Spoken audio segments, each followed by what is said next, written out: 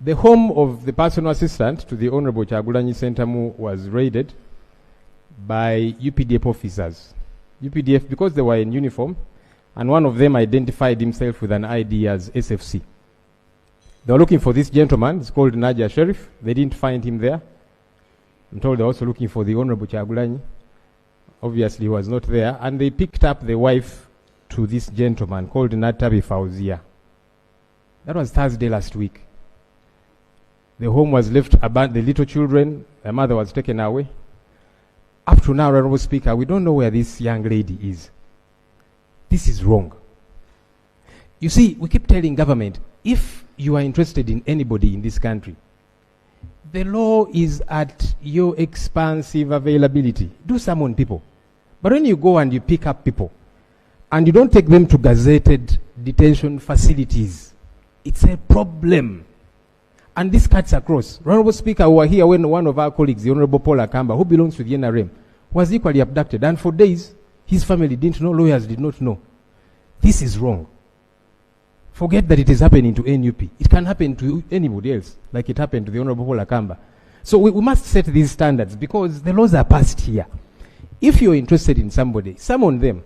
When they fail to show up, I cannot defend, even as a lawyer, if somebody is summoned and they don't show up, I'll not defend somebody who is picked up when they were summoned and they didn't show up. Because if they summon you and you fail to show up, then they'll come for you somehow. But if somebody has not been summoned at all, you go and you pick them from their home. And for days, nobody knows where they are. Lawyers don't know where to start from. Family doesn't know. It is wrong. And we must stop. This parliament here appropriated money to the Electoral Commission for its operations for the just concluded election. We were here, we quarreled, and some of us opposed a number of the allocations, but the majority had the day. We have learned, Honorable Speaker, that police officers who guarded presidential candidates have not gotten their allowances to date. The Deputy IGP was in the Public Affairs Accounts Committee last week, and he said, yes, I've also learned that the people have not been, those officers not been given their allowances, but the Electoral Commission is the one in charge. So can we know from government, good enough Minister of Finance is here, did the Electoral Commission not get all of this money?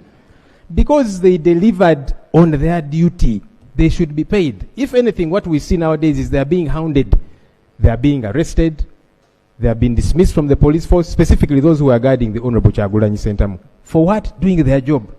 So you don't give them their allowances, which they are entitled to.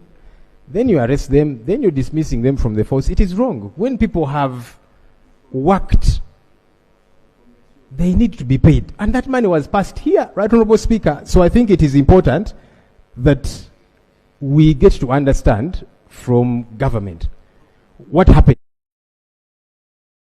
Did somebody take this money